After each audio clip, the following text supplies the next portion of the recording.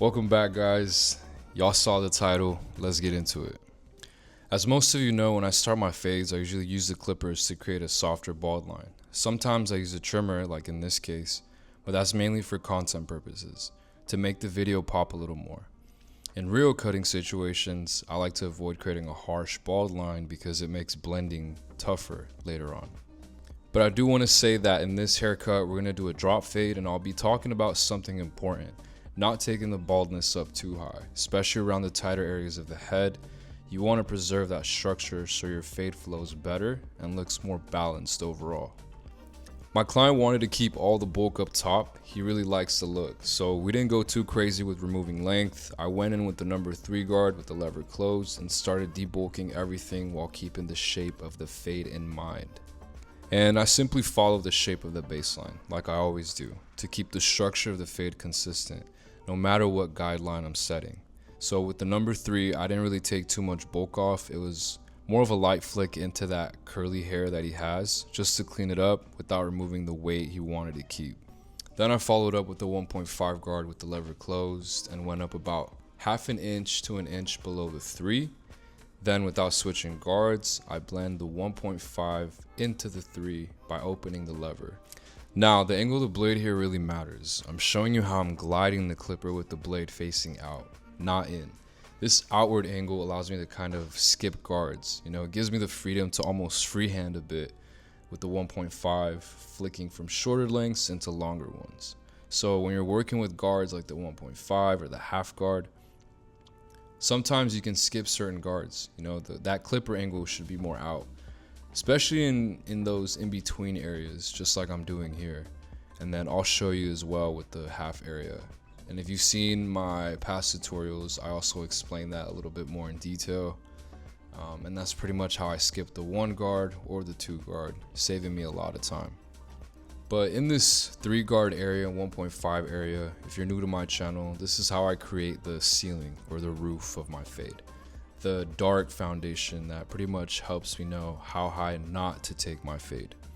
It's pretty much like a key reference point for keeping everything structured.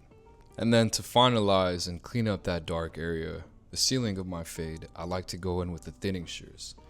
The thinning shears really help soften it up and really solidify the blend before I move on to the lower part of my fade. And now for those of you who've been asking, yes, I'm dropping a full video next week breaking down exactly how I use thinning shears in depth.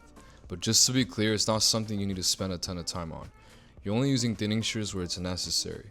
The reason I personally use them, and I'll go deeper in the next video, is because they're a low risk way of fading.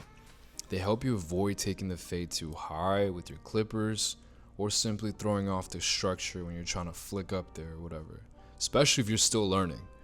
So if you're new to fading, I highly recommend making thinning shears your best friends.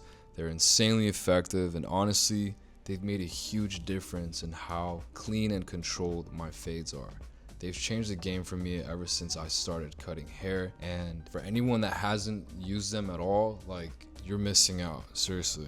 Now I went in with the half guard with the lever closed to start on the lower part of my fade.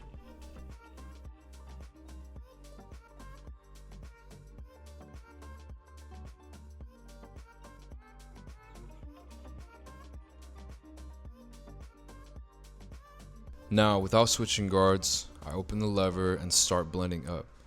But same concept here, guys. I've got my blade angled outward to help fade that 0.5 guideline into the 1.5 area.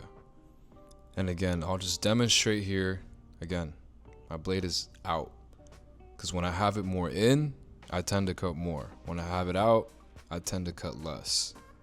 Now listen, depending on the hair texture, you might find that the 1 guard works better for you in this section, and that's totally fine. What I'm showing you here is my way, but the goal is for you to take what works, adapt it, and then make it your own. If using a 1 guard gives you better results, use it. If you're not comfortable with freehanding or gliding the clipper outward just yet, use whatever guards help you feel more in control. Even if that means throwing in the 2 guard as well between the 1.5 and the number 3. I say this all the time, there's no single right way to fade. It's all about understanding the concept and applying it in a way that works best for you and your client's hair.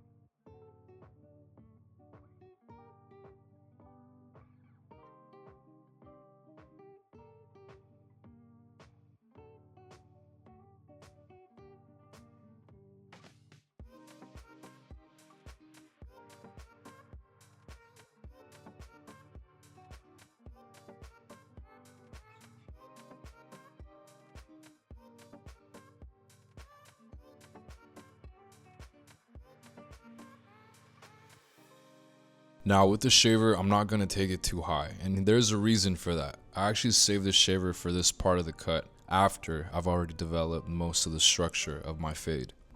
Now, the reason is simple. I only want to shave where it's necessary. In this case, the area above his ear is a bit tight, and if I were to take the shaver too high, I'd throw off the shape of my fade. And I see a lot of beginners make this mistake. They think they need the shaver, the bald area, to go high up, and it really doesn't. Sometimes all you really need to shave is the temple area and the neck area, and that's it.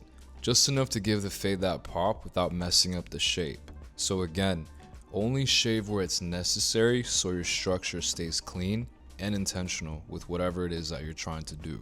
But after blending in that baseline with the 0, no guard lever closed, I'll go ahead and start detailing the fade using my thinning shears.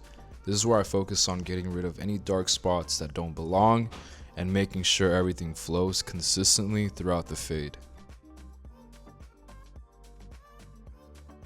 Then I'm going to finish up by lining up his vertical bars only. He prefers a more natural look, so we don't touch the actual front hairline. He likes the hair to flow forward a bit instead of having a sharp lineup. So I'll just hit the vertical bars and follow up with the light bit of enhancements after, just to make it pop to his liking.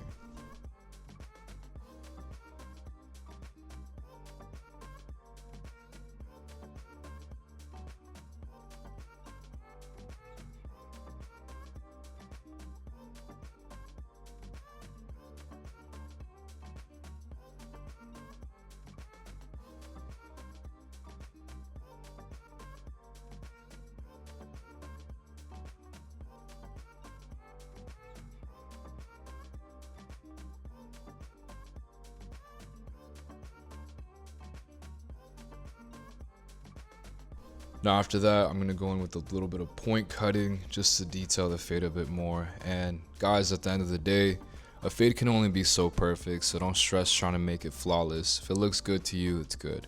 If it looks right on camera, that's fine too. Just check your mirrors and trust your eye. And appreciate you guys for watching. I'm going to keep putting content out for y'all. I do read the comments, so if there's anything you guys need help with, let me know. I'm here for you. I'll see y'all next week.